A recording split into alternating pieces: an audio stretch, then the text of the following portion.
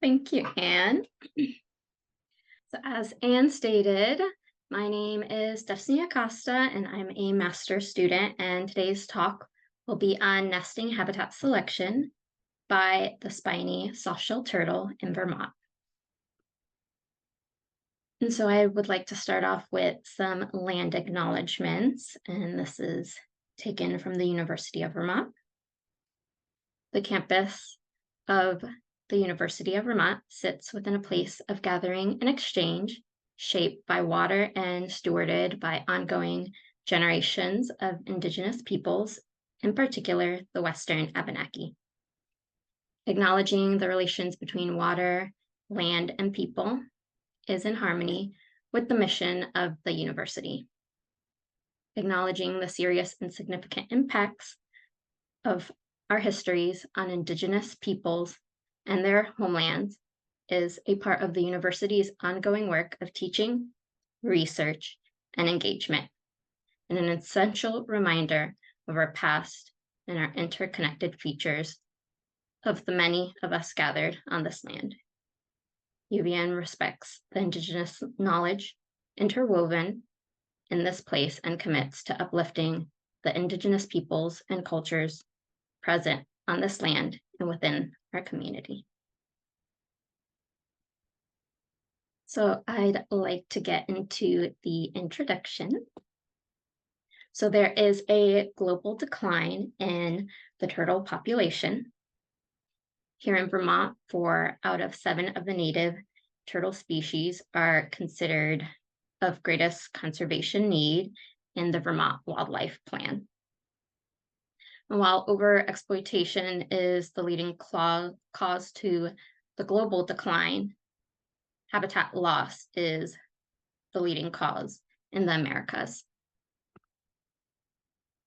One type of habitat that is affected is shoreline habitat. So of the 441 miles of Lake Champlain shoreline, only 38% remain undeveloped. And so freshwater turtles use shorelines such as the painted turtle, the snapping turtle, and the threatened spiny softshell. They use shorelines during important life cycles.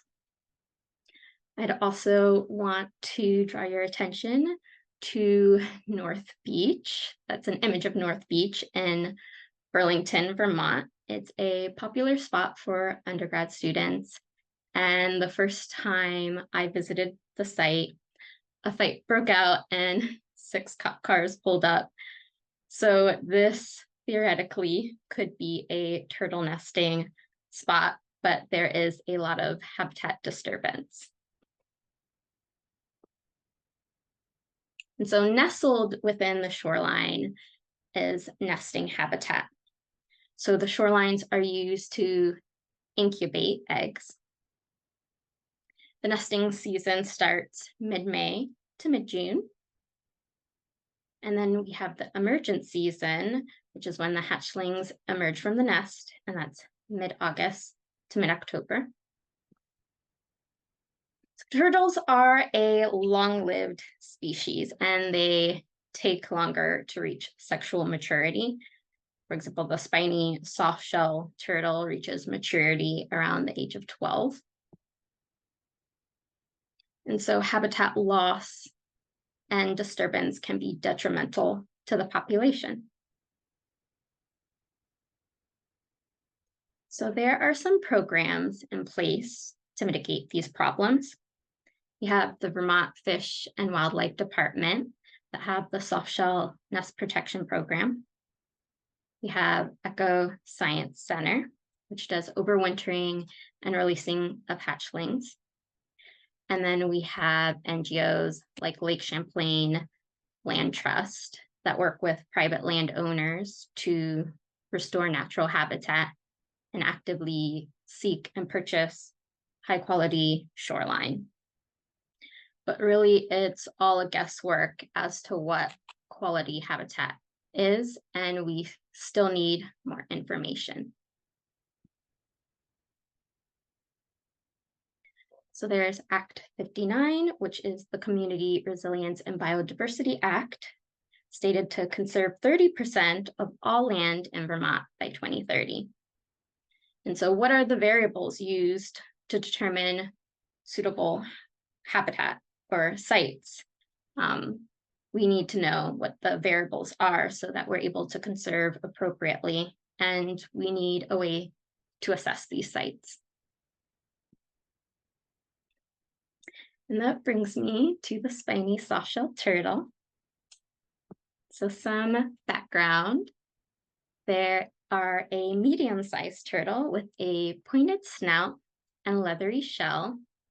And so that makes them super fast, not only in water, but also on land.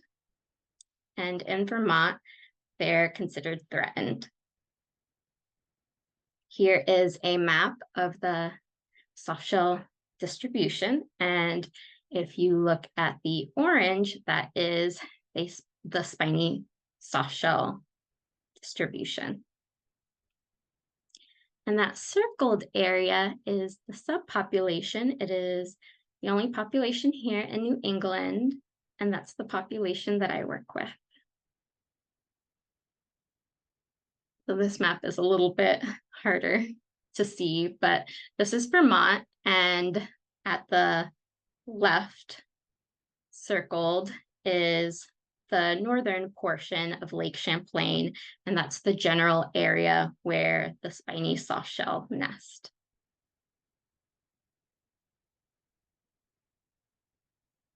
So what we know, it's estimated that there are 300 adults and juveniles currently in the lake, and there are only 4 known nesting sites. And so what habitat factors limit the distribution of the species?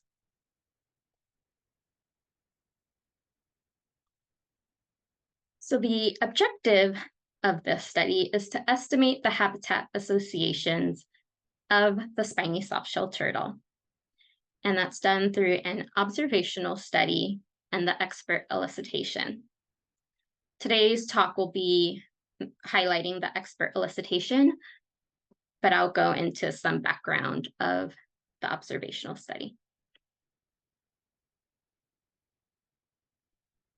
So for the observational study, there were 14 sites. 4 of them included the known sites, and the other 10 are unused.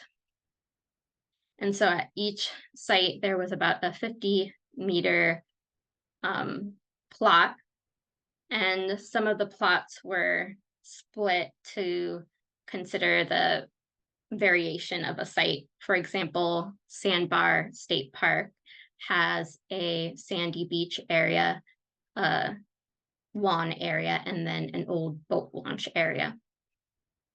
And the goal of this portion is to understand whether the spiny softshell nesting sites differ from unused sites in their habitat features. And then at the right, we have soil type, soil compaction, human use, and soil temperature. And those are just some of the variables that I looked at. And I'll go more in depth on the variables a little later. So for the methodology, I employed method acting, where I simulated the habits of nesting turtles. And this is all based on extensive literature review on turtle behavior. So I crawled on shore and began scouting some nesting sites, and I did not do this in costume. I dug nests in multiple spots to encompass variations, all the while characterizing vegetation, soil, temperature, predator presence, and human use. So for the analysis, we use the logistic regression model, which is used when the prediction is categorical, for example, 0 or 1, or in our case, used or unused site. And then we ran several models and used the model selection process, or a model selection approach, which is a process of selecting the best model.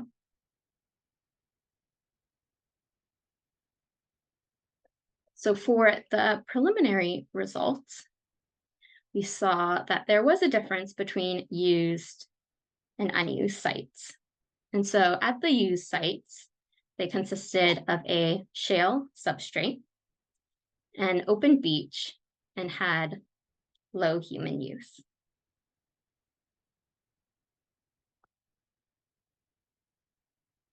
So for expert elicitation, which is the collection of expert opinion, there were 5 experts that were identified to participate in the elicitation. And the goal for this portion is to understand the relative importance of nesting habitat variables for the spiny softshell. And so why do both an observational and an expert elicitation? And that's because we have so few sites that it's hard to collect data. And so we can use expert judgment to fill in some of those gaps.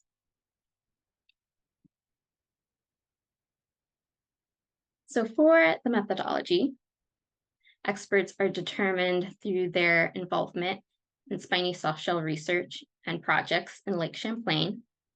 And they spanned from New York to Vermont to the Montreal, Canada area, as the northern portion of Lake Champlain crosses international border. We created a survey of covariate pairwise comparisons using Caltrix, and this allows experts to rank variables based on importance.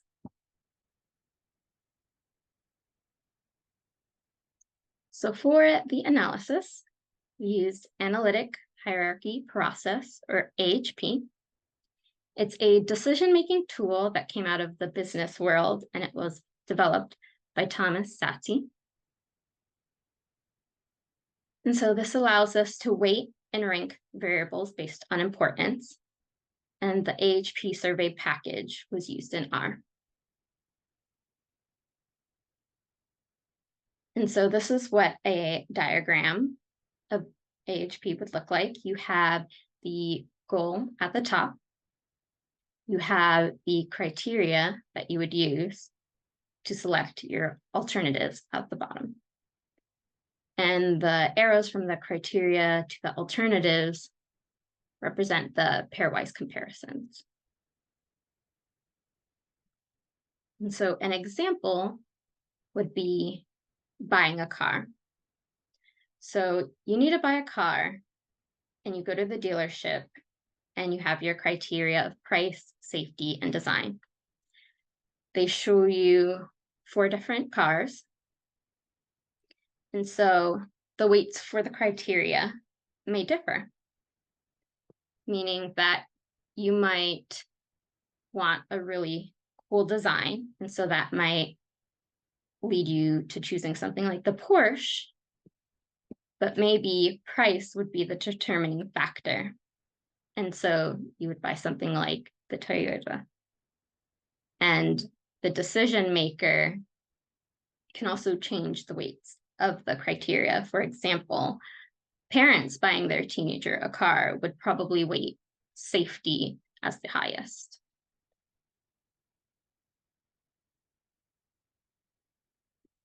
So what criteria would we use to determine if a site was suitable? That brings us to our variables. So we have soil type, which is the texture of the soil. That includes sand, shale, and clay. We have soil compaction, which is the difficulty relating to nest digging. We have soil temperature, which is the temperature of the nesting soil. We have vegetation type, and that includes trees and shrubs, versus ground cover, which are vines and low-lying plants with extensive root systems. We have beach orientation, and the orientation as it relates to the amount of sunlight a site would receive. Proximity to development, which is the closeness to human development.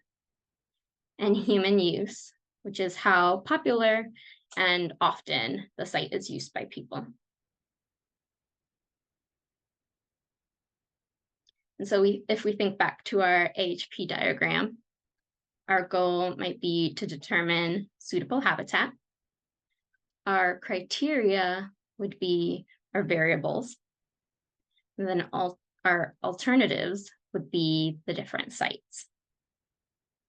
But we don't know the weights of these variables yet. And that's where the expert elicitation survey comes in. And so the experts were given a prompt. So there's a new potential nesting site for the spiny softshell turtle. And they were asked to visit the site with their list of variables and determine if a site was suitable. And so the first question they'd encounter was the comparison between one variable over the other. So everybody can make their guess now as a turtle expert what they would choose. So let's say we chose soil temperature. So then we'd be met with the next portion, and that is ranking that importance on a scale of 1 to 9 of how important that variable is over the other one that was not chosen. And so 1 would be of equal importance, 3 being moderate, 5 being a strong importance, 7 very strong, and 9 being extreme importance. And so the even numbers would be intermediate values. And Mr. Satie from earlier, he created this scale. So let's say we label it as a 7. And then the experts would continue to do this for a total of 28 total pairwise comparisons.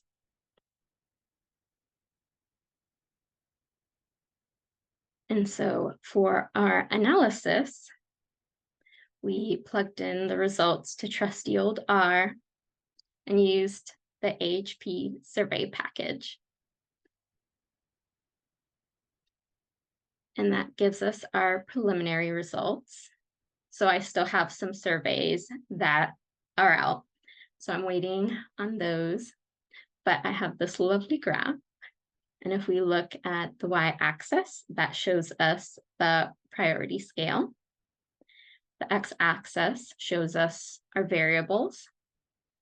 And so at a quick glance, we can see things like human use and soil type are ranked highly versus compaction, vegetation, and development.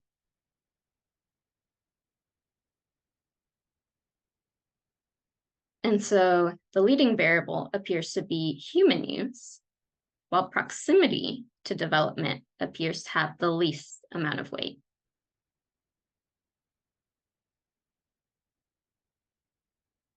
So overall results, both the observational study and expert elicitation indicated that human use and soil type were significant when selecting nesting habitat.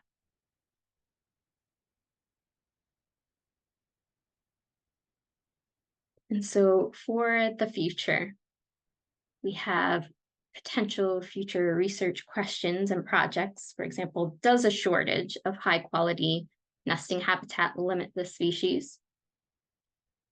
And then some potential future outcomes could be releasing hatchlings at new nesting sites.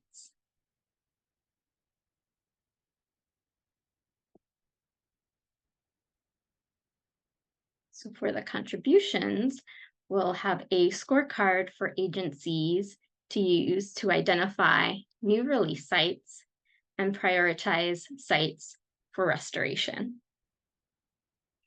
And we hope to create this user-friendly product, and the scorecard will allow us for that on-the-ground site assessment. The information will provide for better assessment of habitat and better decision-making. So this is an example of a scorecard that was used for the yellow mud turtle. So if you look over to the left, you have the variables such as water, substrate of wetland, water temperature. And then as you move over to the right, you have these predetermined values. And then when you visit the site, you would then mark down the values that the site has. And note this example is out of 100 total points.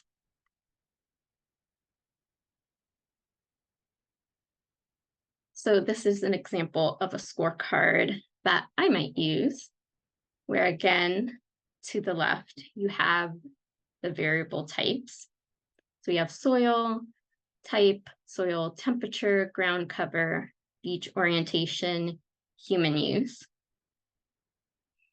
And then as we move over, we have the predetermined values. And then you'd have site 1, site 2, site 3. And then you have the weight of each variable, which was received from the expert elicitation.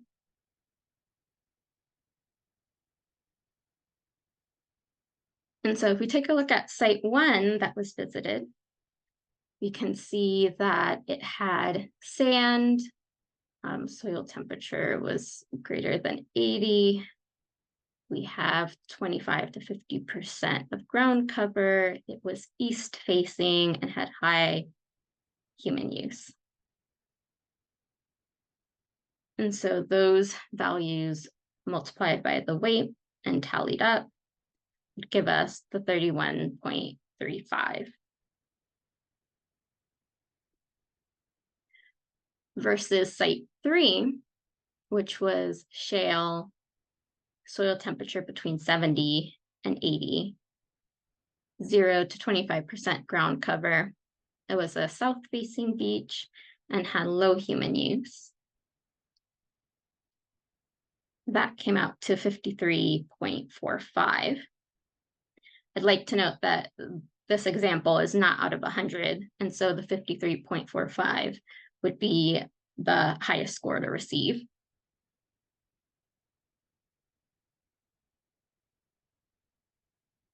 And so site 1 and site 2 are similar in their total score. But if we take a look at site 1, it had a high human use.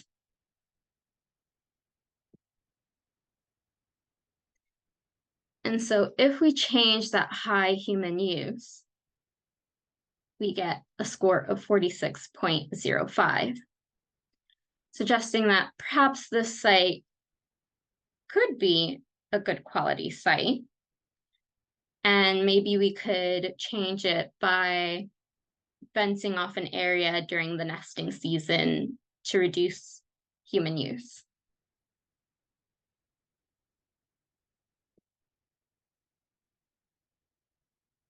And so for future final products, you can check out FEMC Data Archive. And that's where we'll place the scorecard and the instructional video. And it'll also be placed on Survey 123 app. And you can use the survey then on your phone while out in the field. But I'd also note that these are not available yet. And so I'd like to make some acknowledgements. I'd like to acknowledge Lake Champlain Sea Grant. I'd like to acknowledge Vermont Fish and Wildlife Department, such as Tony McCula and Luke Groff. I'd like to acknowledge Lake Champlain Land Trust with Chris Bogat. I'd like to acknowledge Winooski Valley Park District with Tim Larnge. And at UVM, I'd like to acknowledge Dr. Brittany Mosher and Jed Murdoch. Thank you.